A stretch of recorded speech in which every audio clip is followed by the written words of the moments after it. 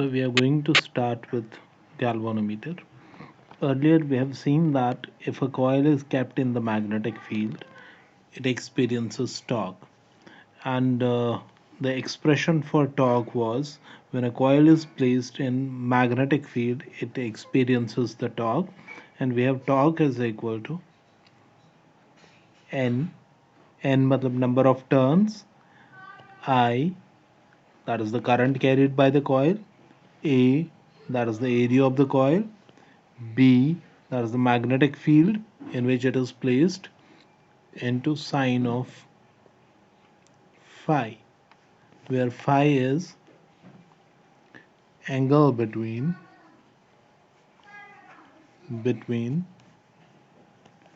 area and magnetic field. Now, so when a coil is placed in the magnetic field, it will experience a torque, and because of that torque will be equal to NIAB sine of phi. So that means if you could see here, torque depends actually on two factors. One factor is torque is proportional to I, and second is that torque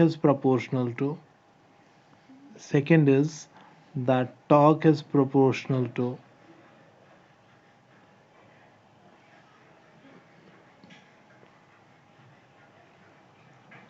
second factor is that torque is proportional to the sine of phi. So that means in this situation, it's not possible to find out or directly link the torque with the current, because there are two factors on which torque depends. One is that it depends on current, and second is it depends on sine of phi. That means the angle.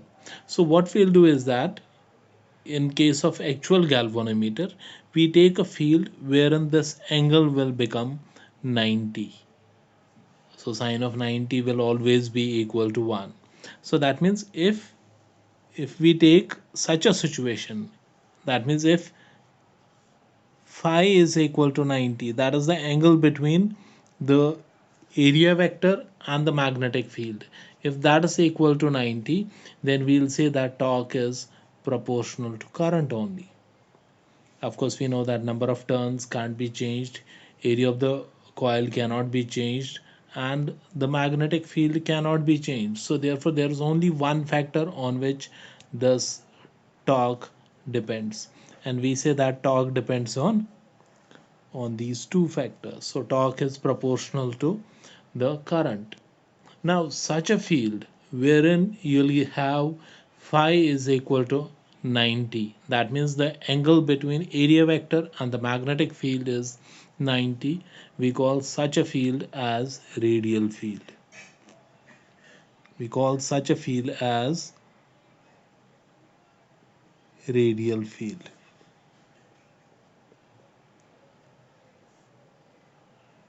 Or you can say that radial magnetic field. So that means in order to achieve this radial magnetic field, we should have some, say, actually changes in the geometry of the galvanometer. So what we actually do is that the we take the magnets, and these magnets are concave shaped like this, and the coil is actually uh, wrapped around a ferromagnetic material. I'm showing only the top view of the galvanometer. So this is the ferromagnetic material. And the magnetic field that emerged from, say, for example, if you can take this as North Pole and this is South Pole. So that means magnetic field will emerge like this. It will start from north and it will be going into the south, and in between the magnetic field lines become something like this.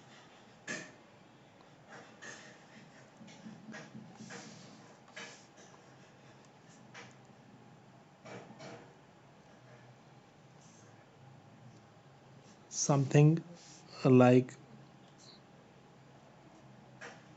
this. So that means this say iron loop. This is actually the red say it's a solid cylinder as shown in the red color. It's a solid cylinder, and that solid cylinder is made up of iron. So iron may you'll have this kind of magnetic lines. You'll have this kind of magnetic lines, and this will be the direction of magnetic field. Now, in order to have this magnetic field perpendicular to the area vector, so coils are wrapped around this, and I'll be showing the coils in the red color. So that means these are coils actually. These are coils, and they are not in contact with the actually cylinder. And I'm showing only the top view, so that therefore you can write this is the area vector, and this is the magnetic field. The lines are the magnetic field, so you can see that angle here is 90 degrees. Angle is 90. So that means in that case, if angle is 90, we call such a field as radial field. Remember that in order to get the radial field, we have these concave shaped magnets, and in between we have got this iron material, or could be iron or any other ferromagnetic material, and the magnetic field are parallel to the perpendicular to the magnetic field lines. So therefore, by doing this, we are actually achieving the torque to be equal to, I'm writing it here, so therefore torque will come out to be, I'll write torque, therefore comes out to be N I A B, right? And for that sine of phi, I'm writing into 1, right? So now you can see that torque definitely depends upon the current only. The current only, because these three factors, they are constant. So that means we can say that the torque is directly proportional to the current. So this can be done by achieving the radial by using the radial magnetic field. Okay, let's see now how we can measure the current. So actually, if current is passed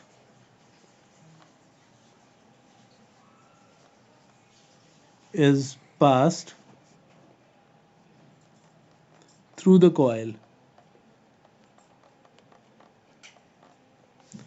if the current is passed through the coil, it experiences a torque.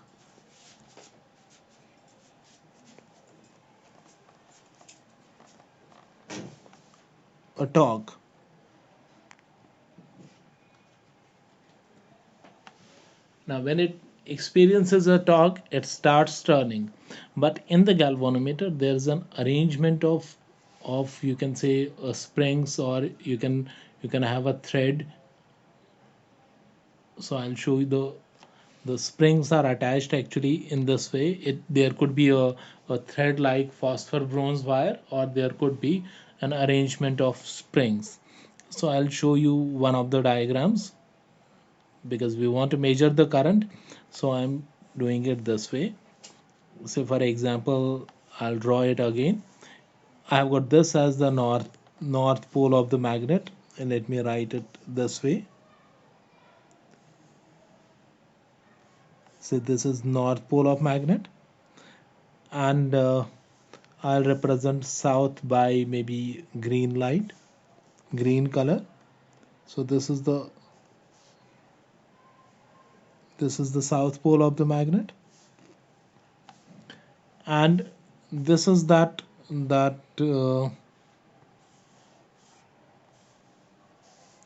this is that ferromagnetic material, and there could be a coil. Say for example, I'll write coil by some other color in order to distinguish it from the rest of the, say, let's suppose that this is the coil. Remember that this coil is not touching the cylinder, and let's suppose that this is the area vector, or this is the needle attached to it, and that needle can move on a scale. So here we have got a scale,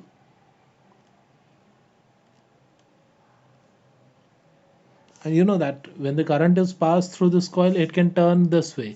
So therefore, in order to return it back, or in order to make it come back, is provided with the spring. that spring actually that spring actually develops the restoring torque, which tends to bring it back, right? So that means there will be two kinds of torques. One will be by the current, that will make the coil move, and second will be the restoring torque by the coil. So therefore, at equilibrium, we can write that the torque by the coil because of the current. So that means N I A B. That is the torque generated by the current, and that should be equal to K into theta. Theta is the deflection. Uh, Say for example, this is the deflection here. Say for example, this is the original angle. There is certain angle, and that angle is angle of deflection. And K is the spring constant, where K is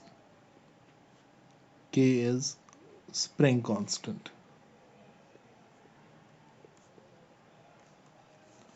Spring constant. K is the spring constant. So therefore, at equilibrium, we can say that these two NIAB should be equal to NIAB. That should be equal to the, you can write NIAB should be equal to K into theta. So in that case, we can write I is equal to K, that's a constant, spring constant, N, the number of turns, that's again a constant, A, that's a constant, B is a constant, and that's theta. So I would therefore say that the greater the current, greater will be the deflection seen in the galvanometer. So therefore you'll write I is proportional to theta. I is proportional to theta. So that's what we mean by actually galvanometer. By allowing the current to pass through, there will be deflection in the needle, and that needle will indicate that current is, movement of needle will indicate that there will be current passing through the galvanometer. So that means galvanometer actually, it means that you can assess the deflection. Greater the deflection, greater will be current. So that means you'll write that if I depends on this, that means greater deflection means greater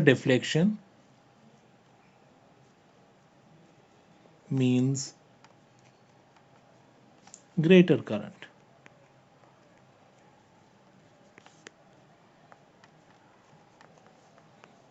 That is actually the how galvanometer works. Now there is a term that we have seen here. So you have got I is equal to K by NAB. Sometimes we call it as galvanometer constant also, or you can retain it as it is. And there's a term, and we write that term is written as deflection per unit current. So because right now you have written that I is equal to K by NAB into theta, and we have a term that term is called current sensitivity. We call it as current sensitivity. Current sensitivity. What we mean by current sensitivity is that is deflection per unit current. Deflection per unit current, and you can see that it could be derived from this. That's I theta upon I. That is then equal to N A B upon K. So that means if you want that your instrument should respond quickly, then you should have greater number of turns. That means if you want that your instrument should respond, your instrument should respond for a small current. It can respond only to a small current if you have greater number of turns in it. So that means this number of turns should be very large if you want that your instrument to be very accurate. Now also you can increase the number of say area, but that's not possible once you have made say a galvanometer. The area remains constant. In fact, magnets can't be changed, that remains constant, and spring also can't be changed. But if you're taking more number of turns, then you can make the say galvanometer more sensitive. But again, once this the instrument is procured, so its sensitivity remains more or less fixed, because all these digits, all these constants, they remain constant, right? There's one more say sensitivity, and that's called voltage sensitivity. So we write voltage sensitivity as, you can see that because it is theta upon, voltage sensitivity is theta upon V. V means I into R. So therefore theta by I into R. Theta by I into R. Now we have already calculated the value of theta by I. Theta by I is already calculated. So therefore I can write the voltage sensitivity as, I'll write that as SV, that's voltage sensitivity, is equal to theta by I know we have NAB upon K. So I'll write it as again NAB upon K, and then this multiplied by this R. So this becomes equal to voltage sensitivity. This is voltage sensitivity. Sensitivity. This is voltage sensitivity of the galvanometer. Often it is asked that if you want to increase the current response of a galvanometer, that means you want to increase the current sensitivity. How can you do that? So that means in that case you have to assemble the galvanometer again. You have to increase the number of turns. If other things can't be changed, then you can increase the current sensitivity. And often is asked, by increasing the current sensitivity, can we increase the voltage sensitivity? But there is a factor, that is R. If you are increasing the number of turns, that means the resistance will also be increasing. Resistance, by increasing the resistance, therefore voltage sensitivity will be decreasing.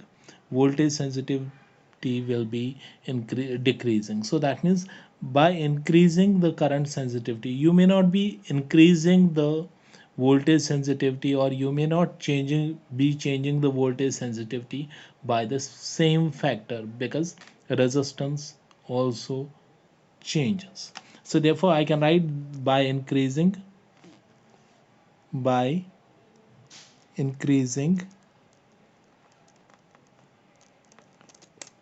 the current sensitivity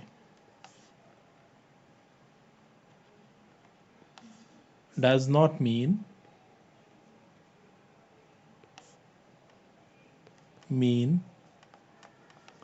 that voltage sensitivity increases by the same factor.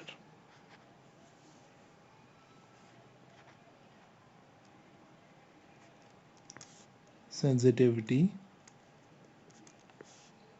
also increases.